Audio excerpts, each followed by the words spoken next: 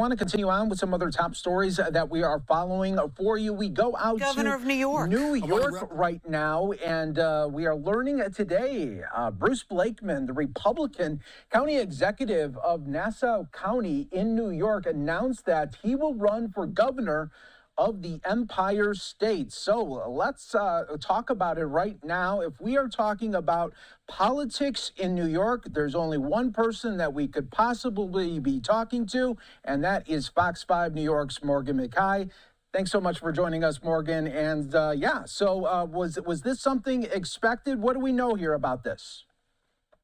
Hey, Mike, good to see you. So Nassau County Executive Bruce Blakeman, he's been teasing a run for months now, but making it official today that he is going to be running for governor. And he says that if he's elected, he's going to focus on lowering costs and also being a check on Mayor-elect Zohran Mamdani. Now, take a look at this video. You're going to see Blakeman on Good Day New York this morning, and he blasted Governor Kathy Hochul for partnering with Mamdani during the mayoral election and for past policies such as cashless bail. But before Blakeman will have a chance to face off against Governor Hochul, he'll first have to beat Congresswoman Elise Stefanik in a primary. Now, Stefanik jumped into the race about a month ago, and while she still hasn't held a major campaign press event since entering the race, she has secured endorsements from a majority of Republican county leaders. State GOP Chairman Ed Cox trying to shoot down the possibility of a primary, saying that the race should be decided at the GOP convention early next year. Both Stefanik and Blakeman have a close relationship with President Donald Trump, who is so far not weighing in on the race. Elise Stefanik is a bright person, and she's been a good legislator, but I've been a chief executive of a county that's larger than 8 to 10 states. So I have the experience, and I have the record, and a record of achievement. And if I can do in New York State what I did in Nassau County, this will be the most prosperous and safest state in the United States.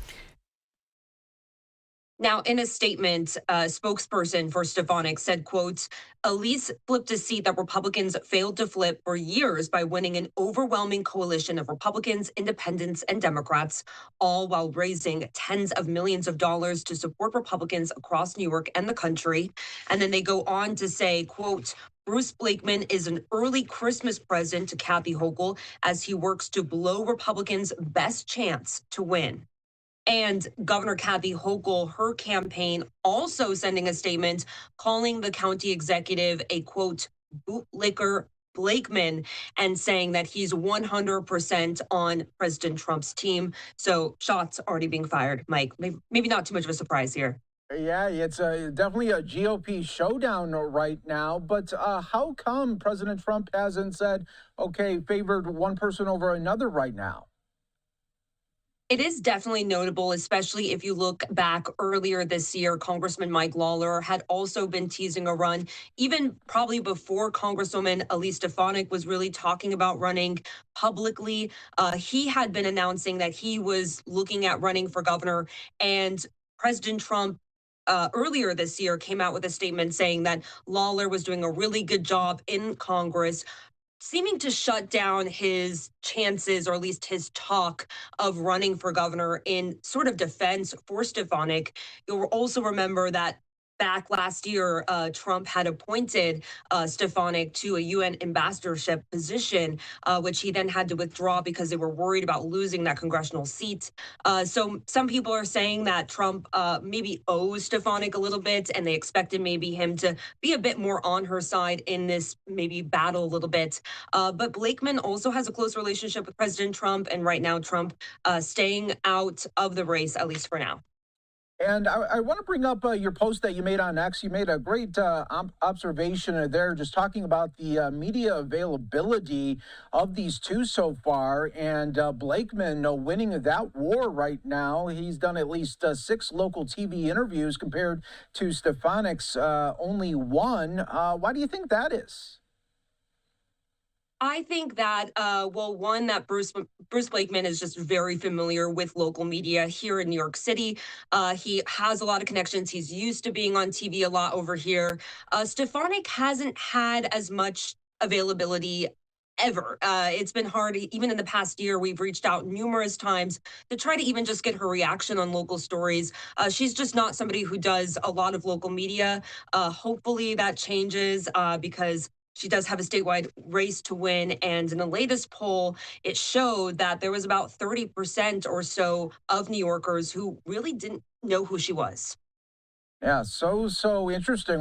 You would think that any politician would be clamoring at the chance to be on TV and try to get their points, broadcast.